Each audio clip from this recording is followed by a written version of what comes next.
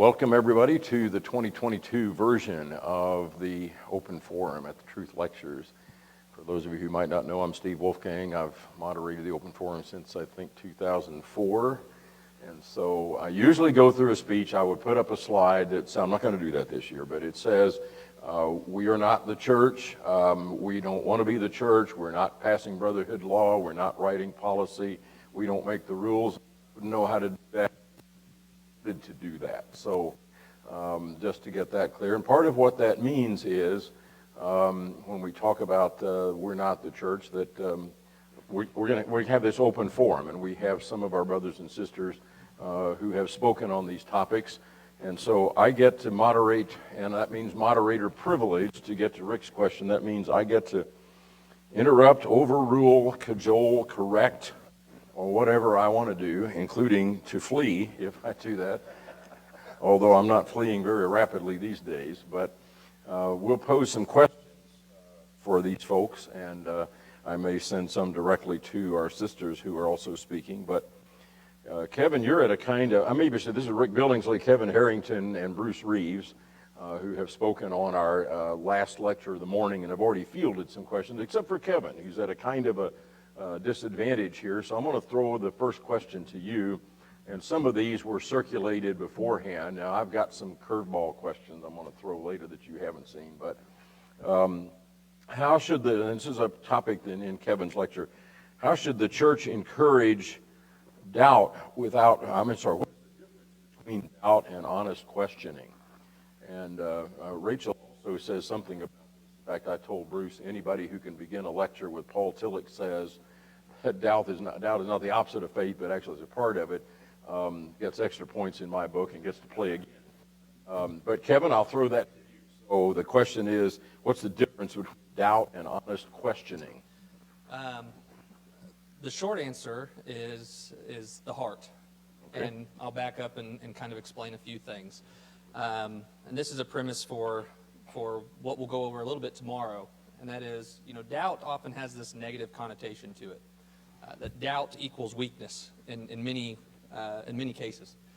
But what I think we see in Scripture is it's natural to doubt, and in fact, a lot of men and women in the Bible, they have their questions, and they have these moments in their faith where they're looking at things differently, and they're starting to wonder, and they're starting to ask questions, and some of it comes out as maybe what we would consider doubt. We'll look at Peter tomorrow walking on water, and even John the Baptist had to send his disciples to Jesus and say, are you who we're looking for? The difference between doubt and honest questioning is, what are you going to do with that doubt? When we question and when we have these moments, what is our motivation and what's our end goal? And so tomorrow we're going to look really in depth in this. But I believe doubt can lead to healthy questioning in order to find biblical answers and point the way to Jesus. And I think what we've done is we've discouraged people from asking questions and having good, honest conversations. And so to me, the difference between those two, doubt and honest questioning, is the heart. What is my purpose in asking these questions? Am I trying to prove a point? Am I trying to win an argument? Or am I trying to further my faith and get closer to Jesus? And we'll look at more of that tomorrow as well. All right, thank you. Either one of you guys want to grab the mic and comment on that? Okay. To go with what Kevin was saying, I don't know how you could go from unbelief to faith if you don't walk through the door of doubt and questioning. So that, I think that's one issue to what you were saying. We do have examples of people that were very disoriented in their faith, but they still had faith in God. I think this is an entirely different conversation than someone who's trying to plant the seeds of doubt in others. That's a whole different question. But I agree that there can be such a negative connotation that we can't have healthy discussion, especially with our young folks, about really important issues in the right context. I suppose doubt could be a channel of going back into unbelief, but I think it goes back to the heart and whether or not we're seeking truth or we're looking for reason to not believe. I think Thomas, he gets a bad rap a little bit. Because really what Thomas asked wasn't much different than what the other disciples had asked. Maybe he gets a knock because he was forsaking the assembling early, but he was asking the same kinds of questions. And so if they're healthy questions, I would much rather, a 17-year-old young woman or young man ask those same questions that are being asked by unbelievers among believers, so the right context can be given to those things. No, that's perfect. To go along with some of that, he brought up young people.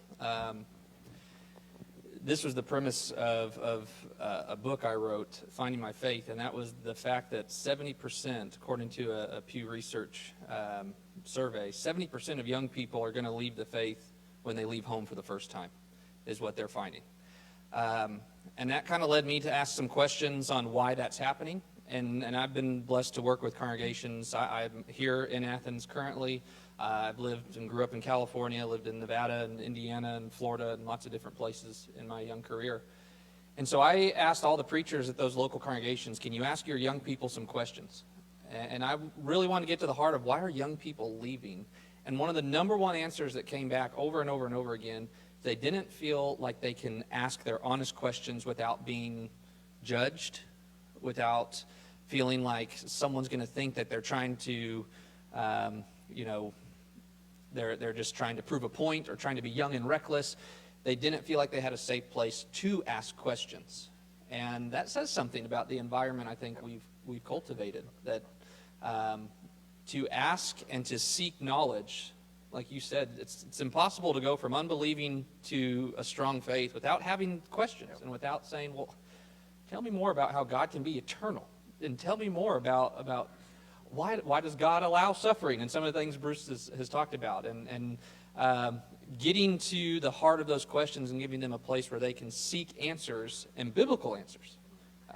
We need to cultivate that, I believe. And there's a follow-on question, but you also have a line in your lecture that I like, that this is not age-specific.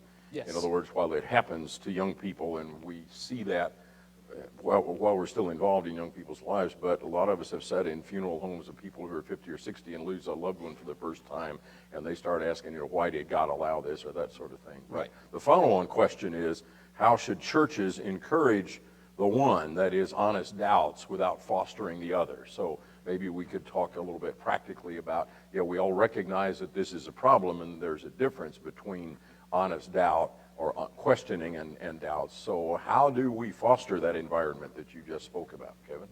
Okay, so there's this line that several congregations use, where I attend here at Marion Street in Athens. We use it as well, and you've probably become familiar with it. And that is during the announcements or some point before or after services, start or end. It's, if you have any questions about what we're doing here, come ask us and we'll be happy to let you know. I would challenge all of you to think, whoever's asking that at your congregation, if you've heard that before, do they actually mean it? Yeah. Do they actually mean come to us and ask your questions? And what kind of, when they're inviting that, are they inviting genuine, let's go to the scriptures and study? Or is it, we're going to tell you what we believe and you better believe it as well? Which I've seen both of those. And so to answer that question, what can we do as congregations? We need to create an environment where we can have open, honest Bible study and mean it from an honest heart, to search scriptures daily, to consider whether these things are so. When they ask questions, well, let's go back to what God says. Let's study together. You have an open heart, just like whoever is asking the question.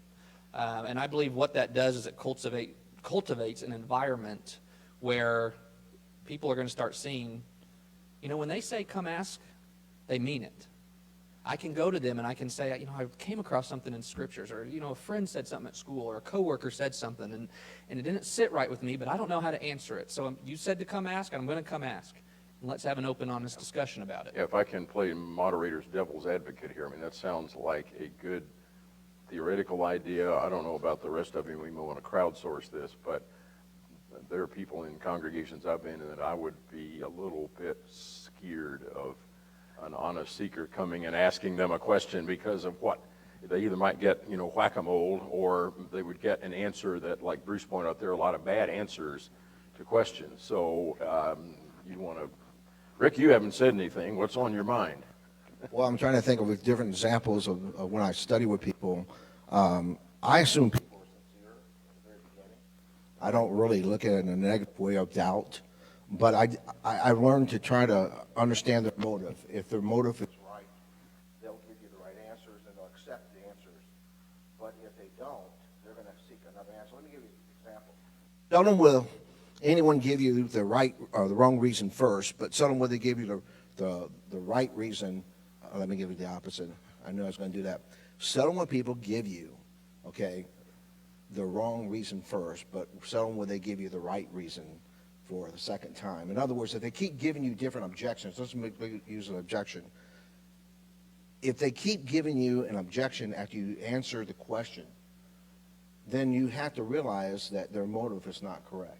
Let me give you an example. I had a young man. He was a bodybuilder. He was 19. And I met him in a gym, and we were running, and we just started running together. I didn't know him, he didn't know me, and he goes, so I'm running to make myself look skinnier, and stuff. I said, well, I'm running just to survive, to be alive, One thing led to another, and we started studying, and we went through the fourth lesson. He wanted to be baptized, but he started giving me objections. And the first thing he said, well, I don't know, Rick, I just don't know enough. I said, Robbie, we have spent 4 weeks studying together. I said, what else do you need to know? Do you have any questions? Give me the questions. And he said, I just don't think I can be a faithful Christian. He said, because, he's young and he's not sure he can, live the kind of life that God wanted him to live. What did that tell me about his first answer? Was it correct? No, he gave me another answer, right? And so I started thinking, okay, this guy is trying to not answer my questions. I don't think he's really being sincere with me. So I answered that one. And I said, so Robbie, let's just cut through the chase.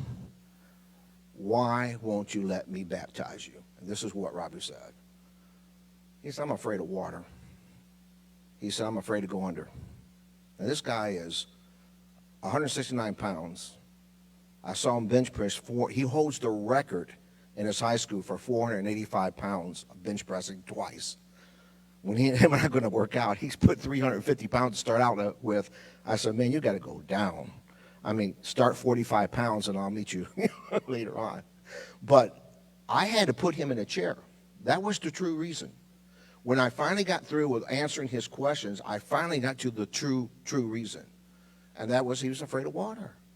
So I think, I don't look at it as being negative and doubts, but I think you have to find out what their motive is first. And by doing that, you have to learn to answer their questions. And once you do that and you keep answering, they keep giving you objections or other answers, then you know it's not correct. Didn't Jesus do that? When I think about his ability to read the minds of men, one lawyer asked him a question to tempt him. Another lawyer did the same thing. But Jesus loved that other lawyer. Why? Because he had the right motive. Jesus recognized that he was sincere, where the other one wasn't sincere. And so I think we have to find out from the individual about the motive. All right. That's my personal opinion. As always, we can circle back and hit any question that anybody wants to that we think has not been plowed thoroughly. You want to say something else? I really need to do this. Do this. I felt really bad yesterday. Someone gave me a question. I don't feel like I adequately answered that question. And I've been up most of the night trying to come up with a way to how to answer that question.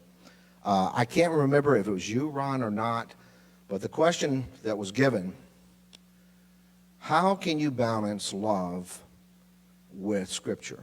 Was that you that asked that question? The truth. Well, I should have thought about this, but the Bible always has the answers. When Paul was willing to give himself to the jailer so the jailer wouldn't kill himself, that is what motivated him and humbled him to listen. Then what did the Bible say? And he taught him the gospel. So I think we can use ethos, as we talked about, as a tool to humble people, to get them to listen to the gospel. I don't know if that helped or not.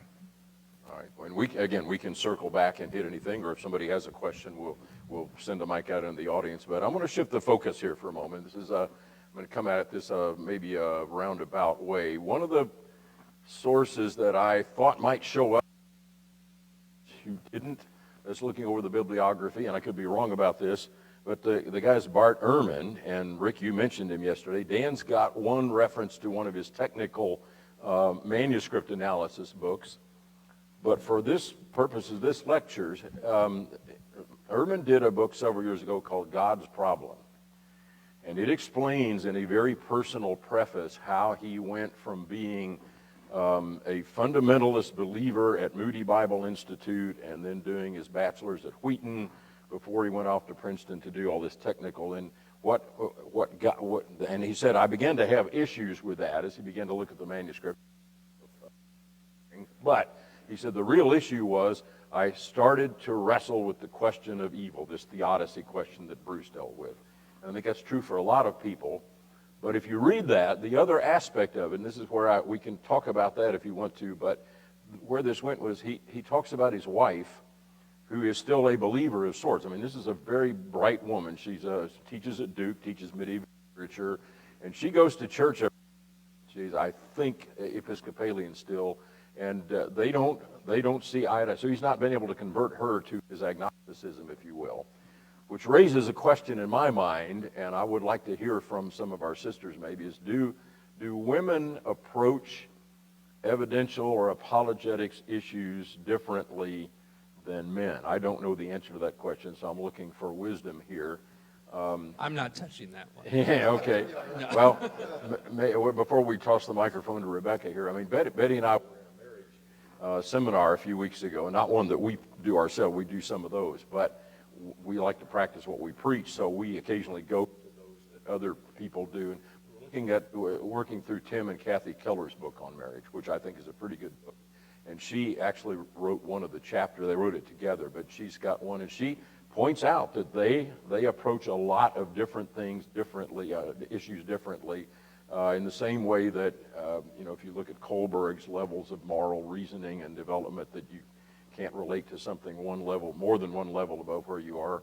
And then she brings in Carol Gilligan, for those who might be interested in that or familiar with it, that women approach ethical kinds of issues sometimes different perspective. So I will just throw that bucket of ideas and questions out there. And I do want to hear from some of our sisters on this. So I am trying to, if I don't hear, I'm going to personally carry the mic down.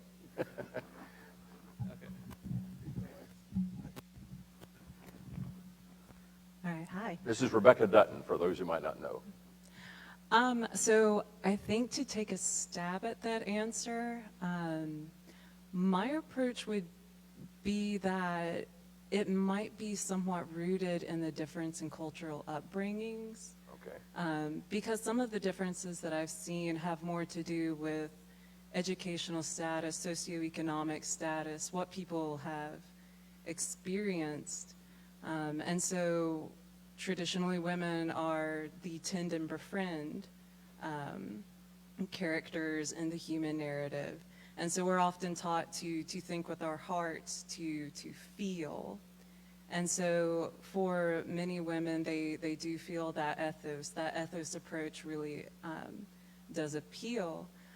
But at the same time, speaking of people like Ehrman's wife, who's a highly educated individual, I could see where the logos argument would also very much appeal to her educational level, possibly her progressivism and training. And so this might go back to figuring out, like Paul did, where is your worldview, where does that lie, and then where we can meet that skeptic or doubter or individual where they are. And so for some people, the ethos argument may work. For others, the logos argument may be better. But for me, perhaps, approaching women with that ethos might be a good place to begin until you can really feel out where they're coming from. Even with Ehrman himself, who's this very masculine, articulate, snarky, argumentative kind of person, evidently. But his issue was not so much the intellectual problem of do the manuscripts say what we think they say and how many do we have and let's count manuscripts. But when he began to think about it, he taught a course on the theodicy issue. How can a good, loving, all-powerful God coexist that's totally bad? That's what sent him off the rails, and that's a very different kind of issue than does the Bible contradict itself? Do we have intellectual problems? And surely we've all encountered people who maybe put up a front as they're leaving the faith of I have these intellectual gospel, when actually the problem turns out to be behavioral. They want to do something or they're engaged in some behavior that they should not be, and so the intellectual part of it is simply what they envision as a better cover than that. So I'll just throw that bucket back to any of you guys. And Rachel, did you have anything you wanted to say? Okay. If I don't offer, I am in trouble. That's all I'm saying.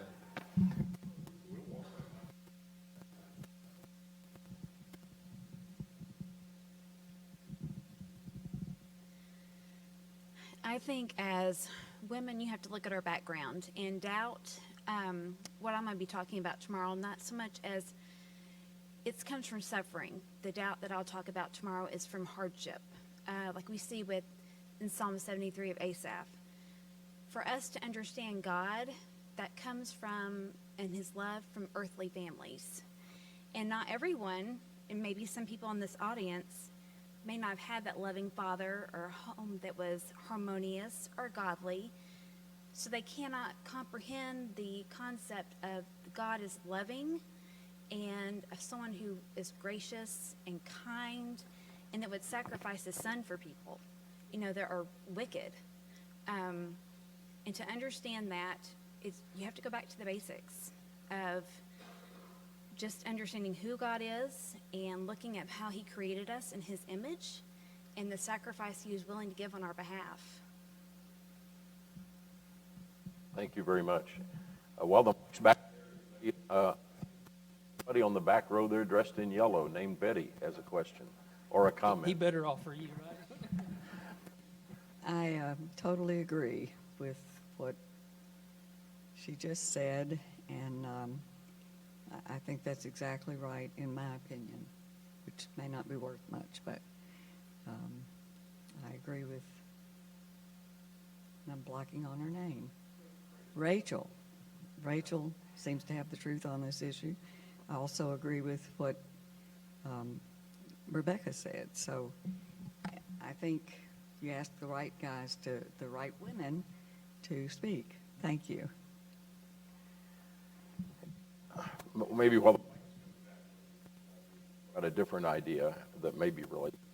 A lot of times during the lectures, it has occurred to me that even though ostensibly we're talking about how to convert the skeptic, somebody who's not a Christian, in a lot of ways we're talking to ourselves, which is a perfectly legitimate function, but we need to help our young people who are already believers but having honest doubts to get through those doubts, to get power, at least not to cast them aside, but at least to be able to come up with an answer that suits their personality and their worldview.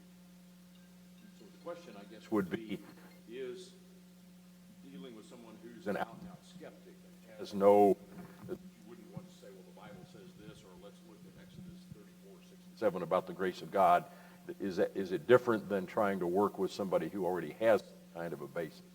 Or are we talking about the same breed of chicken to be able to do that, if you will? So, Yeah, I think you're looking at apples and oranges there. I look at each time I speak to somebody, you got to look at a lot of different factors. And I haven't always been the best at this. I'm still considered a young preacher. I guess I can say that on this stage, right? you are. Steve actually interviewed me for my first internship, and that's how I met him. It was. Don't tell them how long ago that was. It wasn't too long, but I used to have my cookie cutter answers that I would, if someone came to me and said, I've got a question on this, or I'm thinking about this, I had my cookie cutter answers because that's what I was taught and how I was taught. And you need to think like I think because this is the right way to think. And you quickly start to realize the more people you speak to, you were just mentioning different backgrounds. There's socioeconomic backgrounds. There's different upbringings. There's so many different kinds of people. There's books. I may have started some arguments at our home congregation when I used an illustration. Women are like spaghetti and men are like waffles. Maybe some of you have heard about that. But women have minds that are typically more emotional, and they can weave in and out of things a little more freely. And men, we have boxes like waffles where we need to think and consider the one thing right in front of us. We compartmentalize, we put that box away, we get out another box, and then we're facts typically. And you start finding that the more you sit down with people, everyone thinks differently. Everyone has different backgrounds. Everyone has different emotions depending on what they're asking and what their meanings are. So to answer your question, if I have more of a skeptic in front of me, I try to be a little bit more of a listener, and I need to figure out where you're coming from. What's hurting you? What doubts are you having? What's your motive behind this? Someone who is a believer, now there's a lot more, you still need to listen and understand as well, but you can get a little more technical with them. You can get a little bit deeper and say, well, let's consider this, and depending on that relationship, I have some people where I preach where I don't mind looking at them and saying, being a little more stern and just say, you're so off base here, and it, and sometimes, yeah, you're right. It kind of goes from the heart, So my answer is you have to look at each individual situation. There is no cookie cutter answer on how to approach some of these things. Certainly, even in a broader context of conversion, not necessarily from skepticism, but some people are more moved by an argument, others by a hymn, perhaps, or so it comes back to what's the person's background, what's their ability. Rick, I speak would up. put Bart Ehrman as a skeptic. Bart knows exactly what he's doing. I've had several conversations with him. Yeah. Unfortunately, we had some of our young men who are taking, I don't know if you know it, he's the head of the biblical department at he teaches UNC. at UNC. Yeah, and he's an atheist. We've had several discussions. I went through several of his books, one on the technical side of the Greek text, tried to get him to sit down and talk to me about it and study about it. No, I don't have time. I'm a scholar. Okay, what does that mean? So I just told him, I said, look, I'm going to be going through some of your books with some of my students, and I want you to know that you're more than welcome to come here, sit in and listen if you want to, and even make some comments. But I said, you're not willing to sit down and talk to me. So I would not use him as a skeptic because the guy knows better. He knows exactly what he's doing and how he's trying to, I guess, to me, to persuade his students away from God and to his kind of lean of thinking and thought, Okay, so atheistic thoughts. All right, so maybe just a slight bit of pushback on that. So how are we defining skeptic then? I think that's the kind of issue is a skeptic someone who still is persuadable or is an agnostic or a hard-boiled agnostic? John Warwick Montgomery used to talk about the fact that a soft-boiled agnostic is somebody that you might be able to reach. He says, I'm not sure, or there may not be enough evidence. A hard-boiled agnostic is the first cousin to an atheist, and he says, there isn't enough evidence to convince me. So, as we discussed, and you brought up, I really liked your lectures as well. Skeptics can be religious, they can be non-religious, they can be atheist, or just a person who doubts that need to, learn. But I don't think we can categorize anyone as a skeptic. What I like to do is deal with them on an individual basis and not really look at them as a skeptic. But when I deal with somebody who's just flat out doesn't want to look at what the Bible teaches or even talk about even their own works, I have a hard time with that individual. I don't look at them as a skeptic. They're closed-minded, and They're you can't definitely have a conversation with them. That doesn't really address the issue of what, are they a skeptic with a bad attitude, or are they somebody else with a bad attitude? I guess that's the question I'm asking. Bruce? Oh, I would think that an atheist, an agnostic, I would term them as skeptics. They are skeptical. Now, it may be a willing ignorance in this. Yeah. There may be dishonesty in that, but they're still, I would define them as a skeptic. Yeah. They could be skeptical. That's true. Right. Yeah. All right, well, maybe moving to a different set of questions here.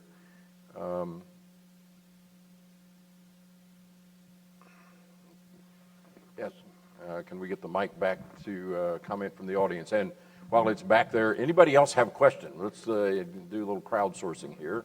Anybody, Mark says he's got something, so when Betty's done, let's bring it back up. And anybody else, raise your hand, please, and we'll, all right, in the back, Spencer, is that you back there?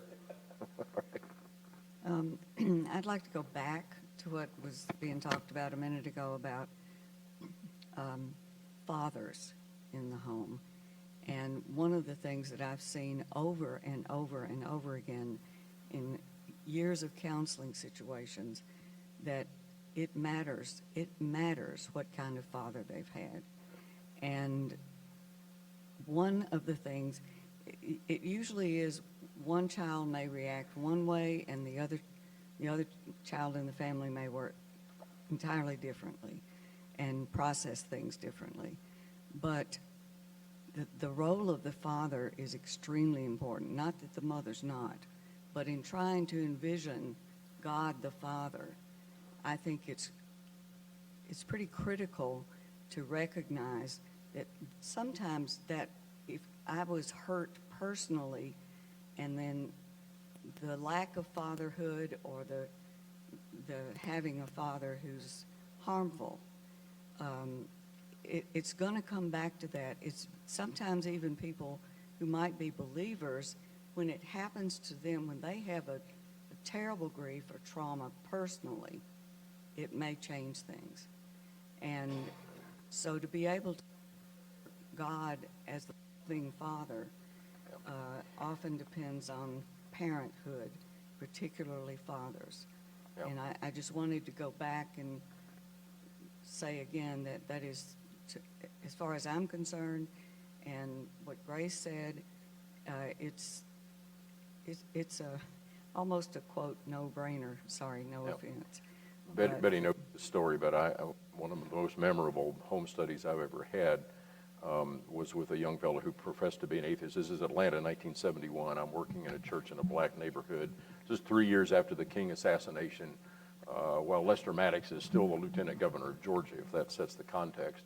And this young black man who professed atheism, but when we got into the conversation, what he finally said was, don't talk, very angrily, he said, don't talk to me about a loving father.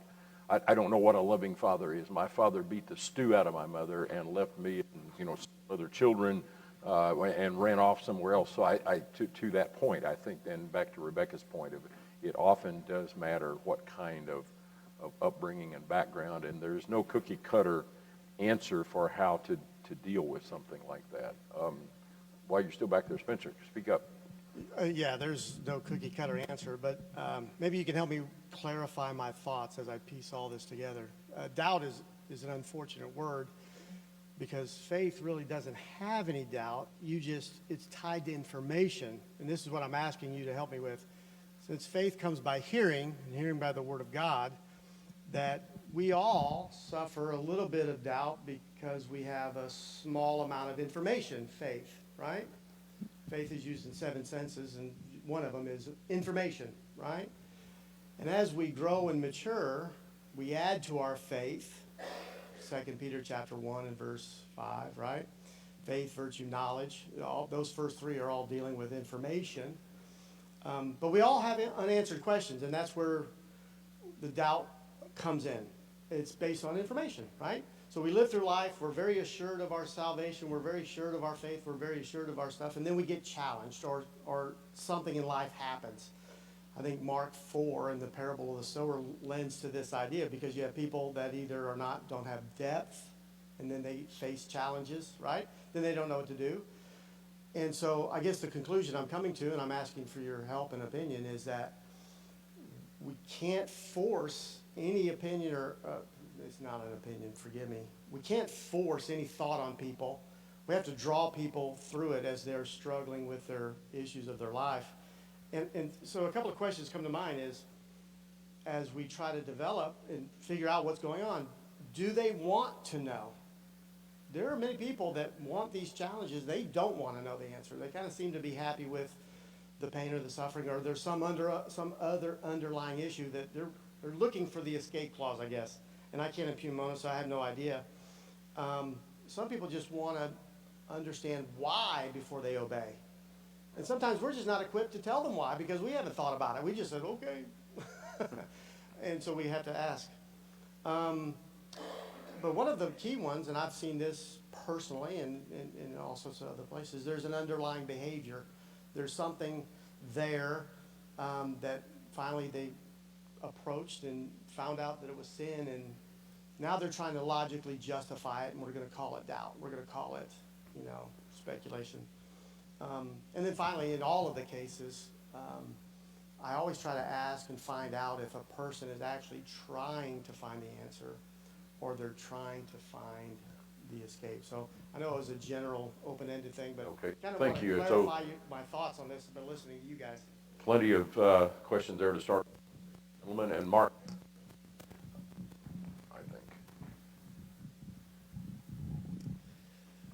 I guess I'm the resident doubt expert now, at least for the next couple You days. could start a Young Doubters Club. That's right. Yeah. You're exactly right. So I'll try to hit on a couple things that I was thinking while you were speaking. Again, goes back to the heart, trying to figure out why are they asking certain kinds of questions. Are they trying to justify? Like the lawyer, who is my neighbor? Well, he asked that, why? Was he genuinely trying to seek answers from Jesus? No, he was trying to test them, and when Jesus made him look like a fool in front of everybody. Okay, well then who's my neighbor? Trying to justify himself, the text tells us. So you're exactly right. Sometimes the heart of someone who's asking questions is seeking to justify a behavior they're already partaking in. They just want you to tell them, you're good doing what you're doing. Stay with that. Another story I thought of was the rich young ruler who came to Jesus. What do I need to do to inherit eternal life? And I believe in the context, he really wasn't searching for the answer to eternal life. He was searching for justification of, I'm already doing everything I think I should be doing. And when Jesus says, well, good, go sell everything, give to the poor, and you come and follow me. Well, wait a minute, I wasn't quite prepared to go that far with it. And so I think finding the heart of the issue of why these questions are being asked, why they're seeking answers is, and Jesus was, of course, the expert at it. He could see right through them. And he knew exactly what buttons to push to get them to really make their choice at the end of the day. The rich young choice, he walked away sorrowful, knowing that I'm not ready to do what's needed. The best we can do is in seeking what these hearts are really trying to get at is go back to the truth. So you brought up information. We can only go based on what information we have. I turn to 2 Peter chapter 1 and verse 3 because it says, as his divine power has given to us all things that pertain to life and godliness through the knowledge of him who called us by glory and virtue. Our answers, we have everything. Now we might not, there's a stipulation to that. We might not have all the answers. I'm sure we've all asked questions before where it's, man, I wish I would know what this person was thinking. I wish I would know what this was like. We might not have all those answers, but we have everything we need for life and godliness. To live a righteous life, to live a godly life, to obey the gospel, to understand what a life living for Jesus looks like. We have the information. And so I always, no matter where anybody is coming from, no matter their background, it always has to come back to this is truth. And this is the basis. This is the blueprint of where our lives are founded, both spiritually and physically here. Technical housekeeping question. Is this a voice-activated mic? Dropouts are sometimes occurring when you don't hold the mic up to your, or do you need batteries? Okay. All right, so. Without it, or should I just wait? Yeah. Peter doubted. Yeah. I mean, when Peter stepped out of the boat and everything's going fine, and he looked at his environment, became afraid, and he doubted. And what did Jesus call this? why people might doubt. And like you said, maybe behind the scenes there's things that they're going through we don't know. But definitely we know that fear caused doubt in people's minds. Peter's a good example. Notice he didn't call him an unbeliever. I did. Yes. Jesus didn't say, "Oh, you unbeliever." That's right. You with little faith. There's work to be done. You're still coming along, but we'll get you there. Don't take doubt in a negative way. Don't take objections in a negative way. They tell me they're seeking, they're wanting more, they need more. And so don't take it in a negative way. Let me give you an example. You talked about that young lady you and I went through, and she tried to find every denominational preacher in our area to try to prove us wrong, over and over and over again. She was adamant that we were wrong. She's very angry. And I went to her privately. I said, if you ever become convicted as a Christian, you'll be a very strong Christian. She's now a Christian, married to another Christian, and they just baptized 2 of their children. She's a strong Christian now. She's an advocate for Christ. But if we would have taken her personality and all the things that she called and said to us in a negative way, I would throw up my hands and say, why bother? But I never did that. I always commended her because where she stood. And I said, you are very persistent. But she could never find anybody to prove us wrong, right, Dan? Conviction transfers from one set of Please don't beliefs to take another. doubt in a negative way. Take it a positive. Always look at the positive instead of the negative. Mark's been waiting very patiently. Unless you guys want to add, we'll get the mic back here in a minute. But Yeah, from the time of Darwin, looking back almost 175 years now, the book of Genesis has been central to the issue of faith and unbelief, and it's been under assault since that time. So evolution has been a long-standing, issue that has been a stumbling block for Christians. And our view of Genesis and origins, of course, is often compromised to get to that end of accepting the surrounding culture. And the woke progressives are doing it again now with their de-definition of even gender. So my question is, why is Genesis so important?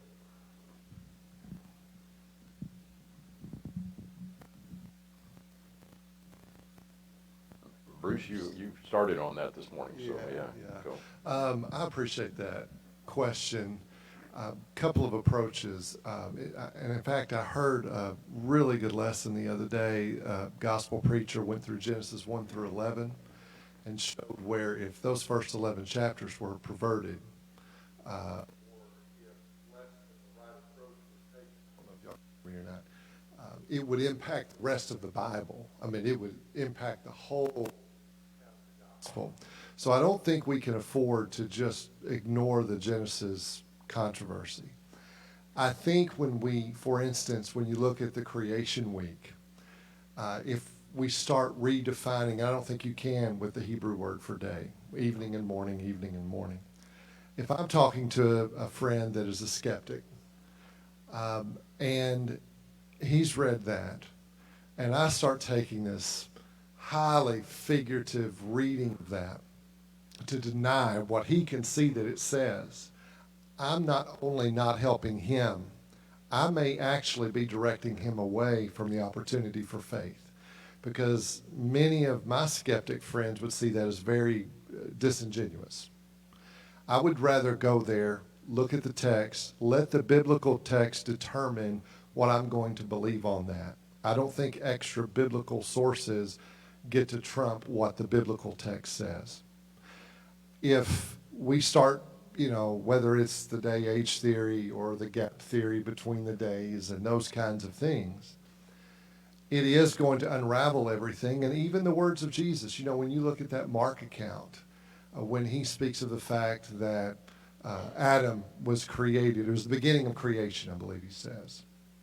Well, if these are periods of ages, he's closer to my time than he was then. And so my point is that I really think approaching it in a historical and literal way and talking about that and how that fits into the context of this is much better than using those who don't believe in God in the first place to interpret what Genesis is supposed to be. Would you want to ask, maybe, not counseling being disingenuous, but with somebody who raises that kind of issue, is that really the issue with your faith or your skepticism? Or do we need maybe to pull back and focus on things like more the life of Jesus, his teaching, his miracles that we've heard a lot about, rather than getting deep into the weeds of some of these more technical questions? I don't know, Mark, if that's what you were trying to ask or not, but I'll just throw that out there. Well, and I don't know if I know what you're saying, Steve. Let me back up one thing Okay, to kind of qualify.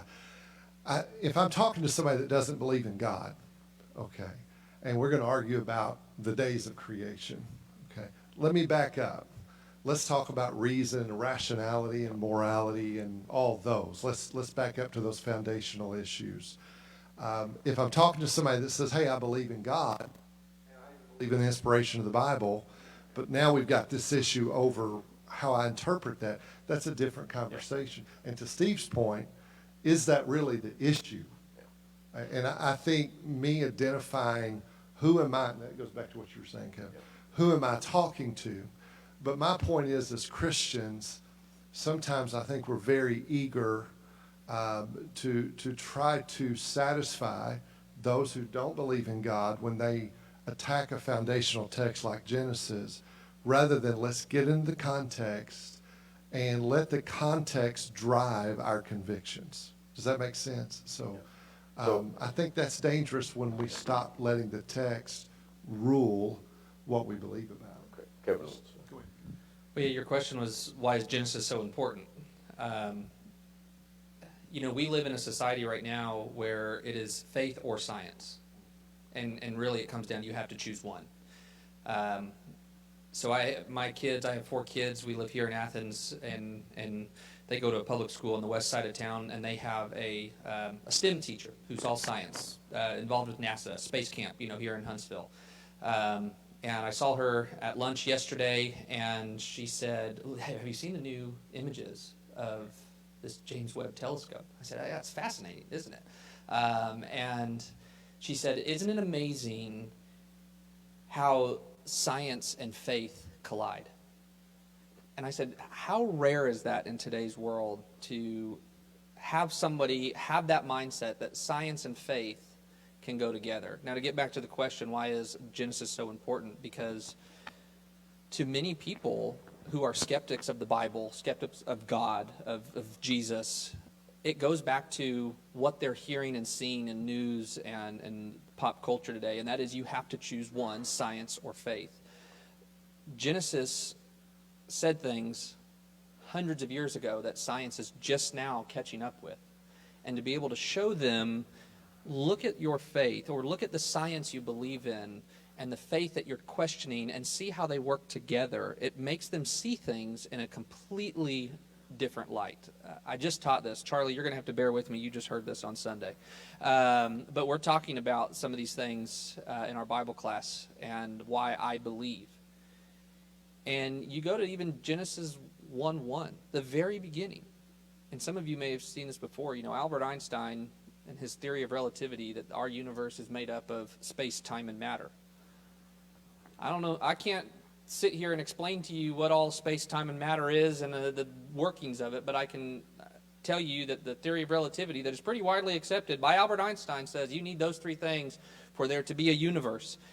Genesis 1:1, in the beginning, there's your time.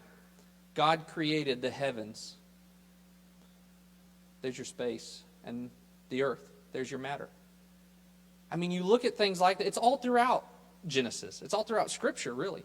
But you look at things like that, and faith and science, they work together. And it helps. And I can't tell you how many people I've talked to when they start saying, well, you mean I don't need to choose? No, you don't need to choose. Let them work together. And the more, the deeper you go in Scripture, and you show them what Scripture has said all along, and science is just now catching up, they say, wow, I can't believe that. And it gets the ball rolling. And for me, Genesis is important because it's the beginning. So.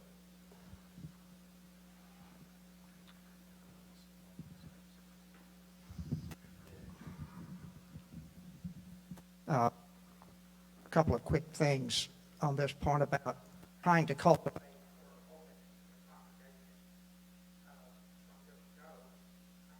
how long I did this, 6 months or a year.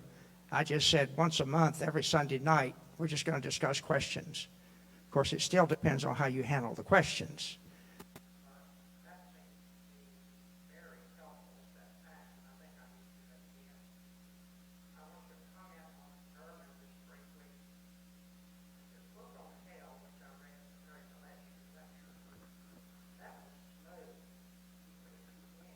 Believes in God. To the very end of the book, to God. I mean, Yeah. Did everybody hear? The mic's cutting in and out. He was talking about Ehrman's book on hell being a pretty smooth, he lays his cards out pretty well in it, but still can't get to the idea of belief in God. guys, about, I'm way over my head, but as you know, with this Philippine work, we have so many baptisms, so many open doors, so many opportunities to teach people. And this discussion of evidences makes me think about Deuteronomy, when the Lord warned his people, you'll go into the land and wax fat and kick against God. And I'm constantly trying to understand, why is there so much openness in the Philippines, and over here we're struggling with the very opposite, which is what we're largely discussing. We live in prosperity with relative security. They live in poverty with extreme insecurity. Time. And so what I find is a different kind of searching. I can get in a taxi and the guy will say, are you here for vacation? No, I'm here teaching the Bible. Can I ask a question?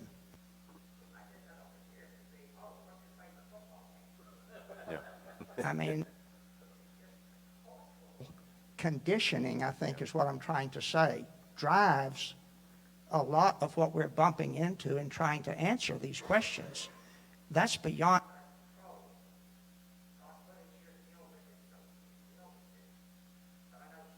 In this audience have done teaching in other cultures. And do you see different? I'll just add one thing. On rare occasions that I bump into somebody that's from college, university, professor kind of atmosphere, he'll have some of that Western strong skepticism. But average people don't have that. And over here, many perceptions do you have about that in other cultures? Well, the first thing that pops to my mind is there's a reason why even, for example, in the American Episcopal churches within the last 10 or 15 years, before they formed this very conservative, more conservative Episcopal thing, I mean, you have local parishes that are putting themselves under the Bishop of Rwanda or some bishop in South America, because in those third world or developing nations, they read the Bible and they don't read homosexuality is okay, or we can't define who a woman is or what a woman is. They read the Bible and then they get the orders from London or New York or wherever on high, and they go, these two things don't match. So I think you're absolutely right. We're neck deep in a secularized culture that defines tolerance as you have to agree with me.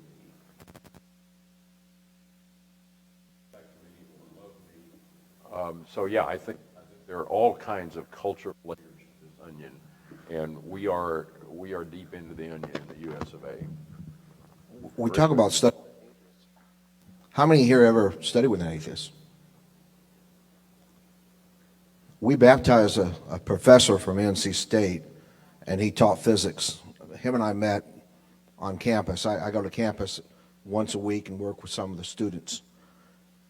And we started talking, and he said, I'd like to ask you some questions. He goes, why do you believe in God? I turned around and asked him a question. I said, why do you not believe in God? And he proceeded to tell me why.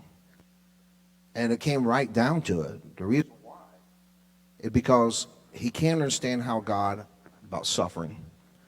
His daughter had leukemia and died. And he was pretty bitter. And he said, I could never believe in that kind of God. But when I was able to deal with the suffering and answer his questions, we went through the four lessons, and he obeyed the gospel. I took him to Jordan Lake, and we baptized him. But he claimed to be an atheist because he couldn't understand how his daughter suffered as a child with leukemia. Going back to what you said, I think, brother, and you got to get back. Get back to understanding where they're coming from. Why do they feel like they feel? When I study with an atheist or anybody like that, I put it back on them and tell me why. Why are you an atheist? Why do you not believe in God? And then you can find out maybe the real motive and why they don't believe. He's the only atheist I've been able to teach the Word of God and have them obey the gospel. Most of the ones I've studied with atheists, they just don't really respond to the gospel call. Let me throw out another question, and we can, as always, circle back to anything. Kevin, do you have something you want to add right now on that topic? Or Well, I was going to say, I think you see a lot of that even in this country as well. That cultural divide that you were talking about, the Philippines versus this country. You see it here. So I grew up in Southern California, and before I moved here to Athens, Alabama, small town, I lived and preached in San Jose, California. So two of the most populated areas in our country.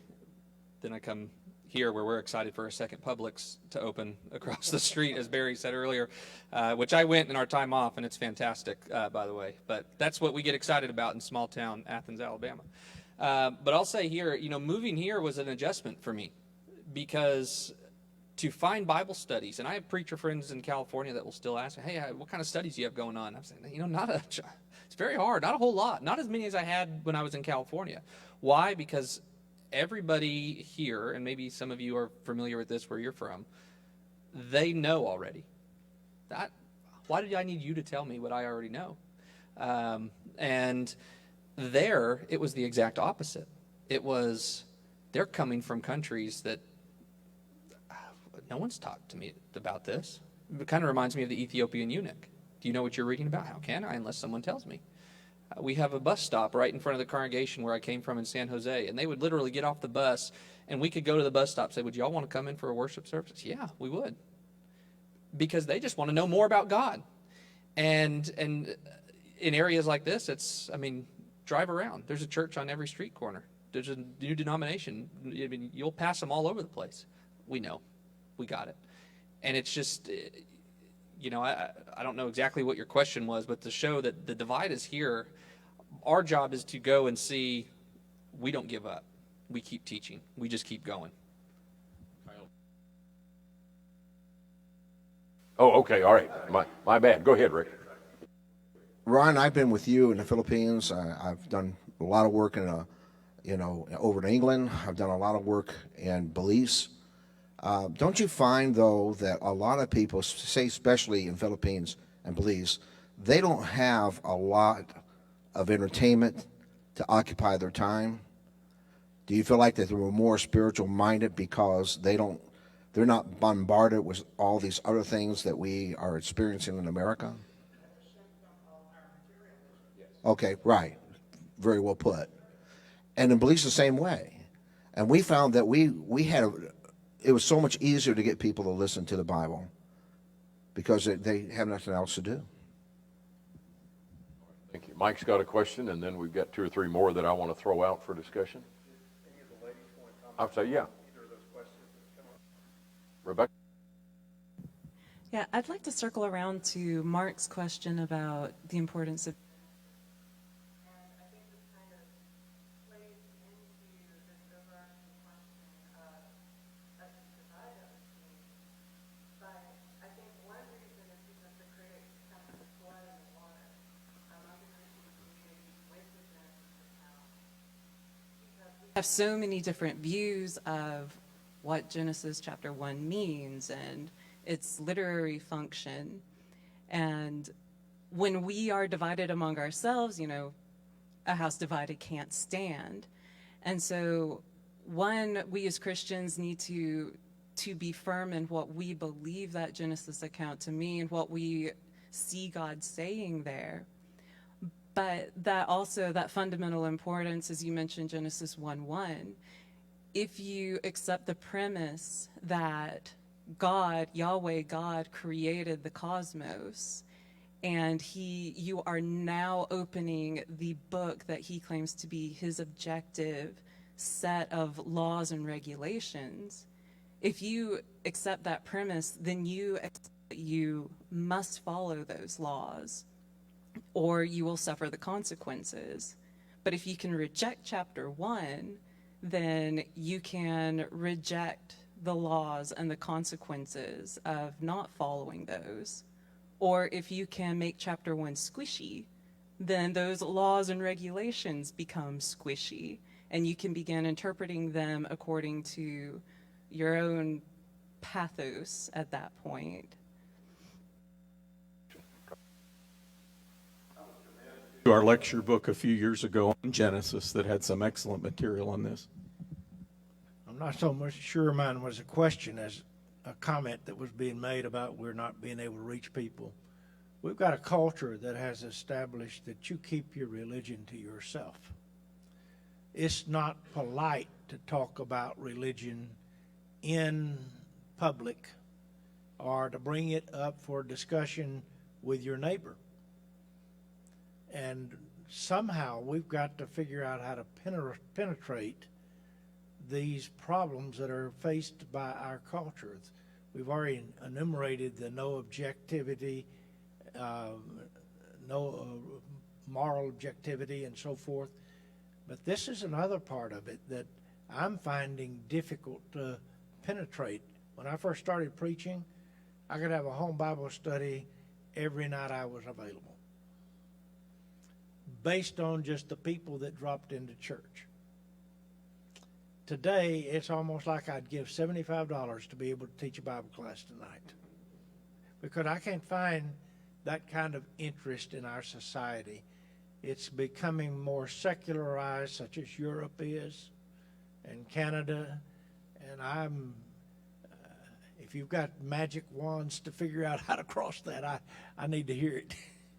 Does that have anything to do, and this goes back to something Rick said yesterday, with, we were talking about friendship evangelism, but we don't develop the contacts that we have person to person. In other words, we're not going to be able, in this culture, to share the gospel publicly unless there is, from just an advertisement or something in social media or something. Sometimes that works, but it's going to have to be from people who know us enough to be able to trust us. Or I think you put it in the old maxim of they don't care how much you know till they know how much you care. So Rick, you want to comment on that? I'm the opposite. I have Bible studies going just about every night. In fact, I have one that wanted to sit up on a Saturday, and I just told the brand, I said, you're going to have to take it. That's my day off. It's the only day I have. But I guess, Mike, the difference I find, we live in a very difficult time. It really is. When Paul said we live in perilous time, we do, because people are lovers of self, and they're haters of God. But I know people are hurting. 75% of all homosexuals have been raped. So how can I reach that group of people? They're hurting. And I can let them know that there is a God in heaven that loves them, And I'll give you an example. I think when it comes to just God in general about the heart. Let me give you an example. This happened to me not too long ago. I was holding a meeting down in Danville, Florida, and they didn't have a local preacher, so I had plenty of time to kill during the day. I love boats, so I would go down to the dock and I look at boats, and I ended up meeting this guy at ex-FBI, and him and I went out several times in the bay and had lunch together. But I was sitting down at a picnic table, and I was eating my lunch, and I saw this young lady, and she's getting really, really close to the water, and she was crying. She was so upset. And I thought she was going to kill herself, and it worried me. So I went up to her, and I showed her my badge. At that time, I was with Woodridge, Police Department. I showed her my badge, and I said, ma'am, is there something I could do to help you? I could see you're really, really upset. And we went down, and she told me a little bit about the story. Make a long story short, her fiancé broke up with her day before she was supposed to get married. And she left from Miami, a job. She was a firefighter, and she was really upset. And she was really hurting. and she was grieving. I sat down with her. I said, do you know that God grieves? Let me show you about our God. And I went over to Genesis 6. He had a broken heart. She has a broken heart. And God's heart was broken because he saw the wickedness of man. When I showed her that, she said, could you study with me? I said, well, I'm only going to be here 2 more days. But I told her where I was preaching. She went with me to the church that night. She showed up the last 2 nights. And the congregation was supposed to follow up with her, but I guess she moved back to Miami. But I saw she was hurting, and I used the Bible as a tool to show my God hurt. My God knows what you're going through. His heart was broken because he saw the wickedness of man. And so I try to use that Bible all the time. I never give my own personal opinion. Please never do this. Never say, this is what I think, or this is what I believe. In fact, when I sit down with someone, I make it very clear, you'll never hear me say, this is what I believe or what I think. Every single time they ask a question, I always, 100% of the time, go to the Bible. Because the Bible has the answers. But I guess I'm more sympathetic with when I see people hurting like that. But to answer your question about, is it hard? It's hard, but I think we have a great opportunity. This is ripe for God's people because we have so many people hurting in our nation. We're down to 20 minutes. I've been trying to get here to this question for a while. I'm just going to throw it out, and we can either ignore it or comment on it. What role do the sins and poor attitudes of believers have in contributing to unbelief? This came up a little bit yesterday where you quote Sam Harris in your lecture, Rick, about some of the ugliest attitudes that are displayed in conversations about religious matters are sometimes of Christians. And it's like, in some ways, there are some believers who think that they have the right to treat somebody with contempt or to behave unseemly in unbiblical ways towards someone because they're not a believer. So what role do the sins and poor attitudes of believers have in contributing to unbelief? Anybody? You said we can ignore it, so we're just going to, no, I'm kidding. And he just said Kevin, so I guess so. Okay. Yeah. See, I'm the only one that has to come back and speak tomorrow, so that's right. That's right. I'll say this, since I'm going to be the designated one to answer this. I have talked to more people who have given up their faith because of believers than any other reason for giving up faith. And I don't know if y'all have experienced the same thing, but I would say I've talked to more people who, when they're ready to give up, it's, well, what happened? It's how they were treated. It's how the church treated them. It's how the preacher, it's how the elders, it's how, whatever it is. And more often than not, the reason behind them giving up is because I cannot live up to the standard that they have put in place. Now that's a problem, because I am not called to live by your standard or your standard or your standard. I'm called to live by God's. And I think what we have done is we have done a disservice to say, unless you look like us and think like us and dress like us and act like us, and we have all those things that we say, unless you can do this, then you can't be part of this. And then I look at what Jesus did. And Jesus went into the house of sinners. And he said, he was trying to change hearts. And Jesus, everyone he talked to, he said, kind of like what you were just saying, let me show you. Let me tell you what God expects. Let me tell you about, and whatever he was trying to change hearts. And I think somewhere along the way, we've lost our focus on changing hearts. And that's the very definition of what it means to conform versus transform.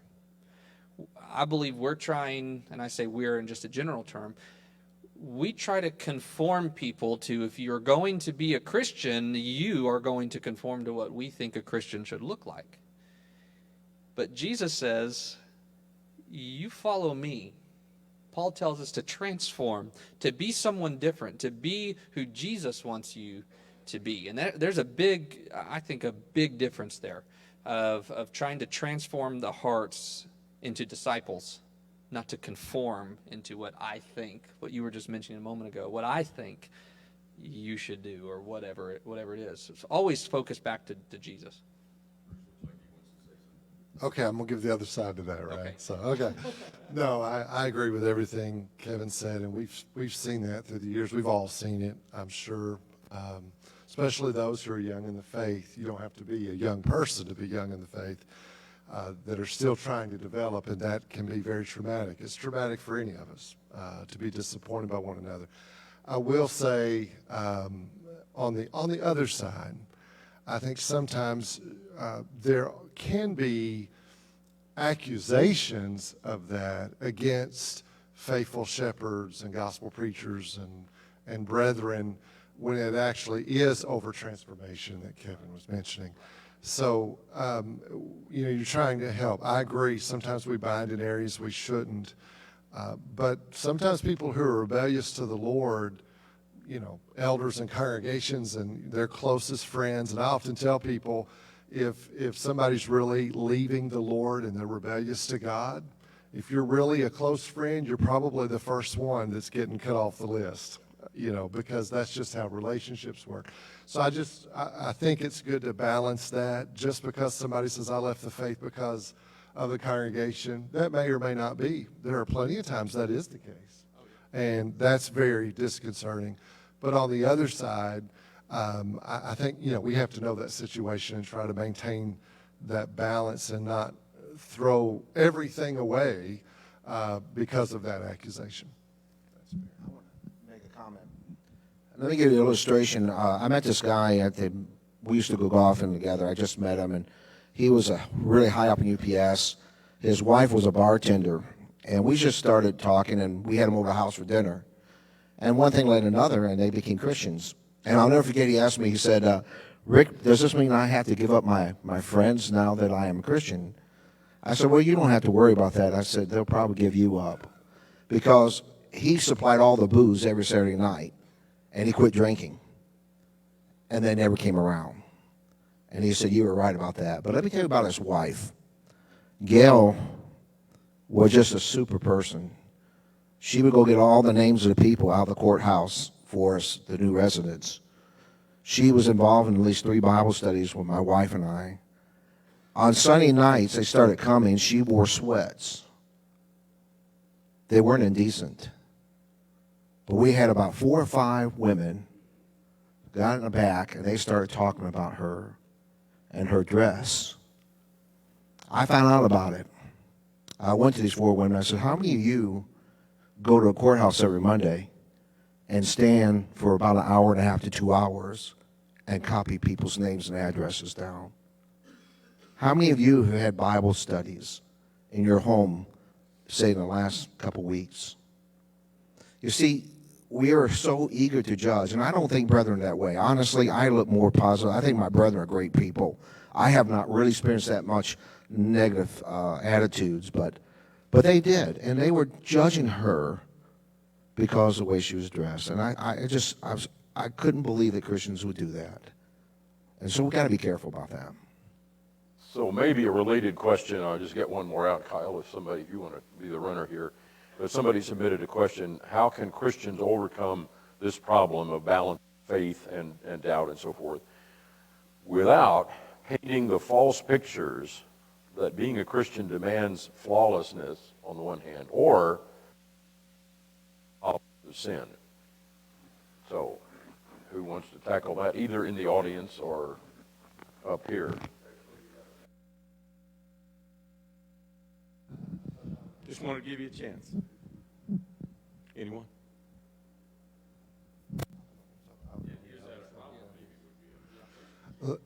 Let me say this. I really think that one way, from a biblical standpoint, for instance, is spending enough time, for instance, in the Psalms, and being real about the presentation of the characters that we read about.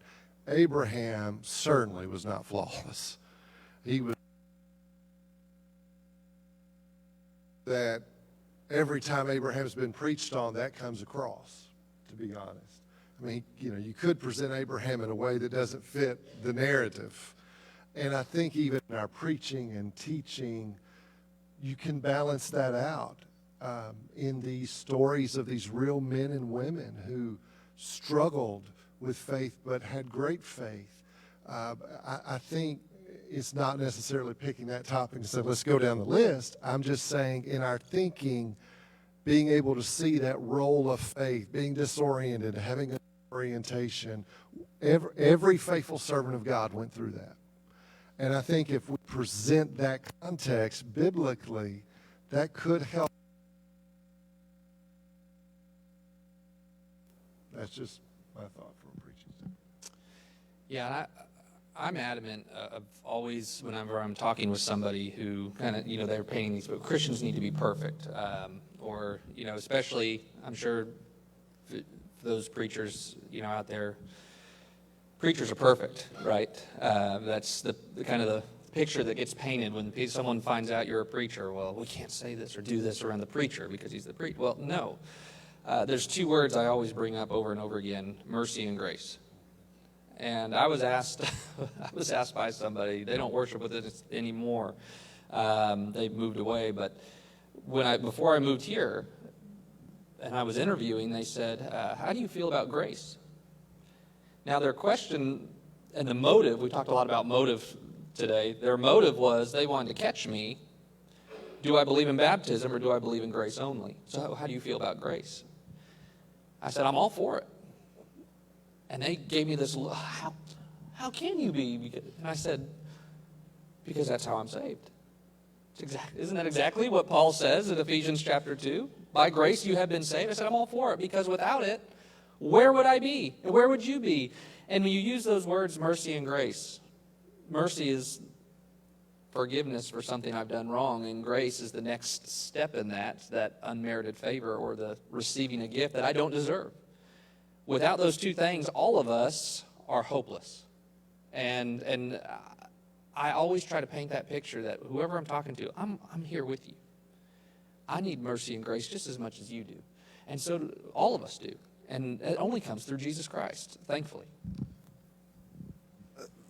Those of us who are older Christians, too, we have to be careful that we don't try to make our new converts feel like they have to be as strong as we are right now. It took years to get where we're at. But more than that, we're still developing. But how many here, how do you guys look at Hebrews 11? Anybody want to, how do you guys look at Hebrews 11? What's the first thought you think about when you think about Hebrews 11? Anybody? So list of sinners. Bingo. When I look at Hebrews 11, these people are sinners. David was a sinner.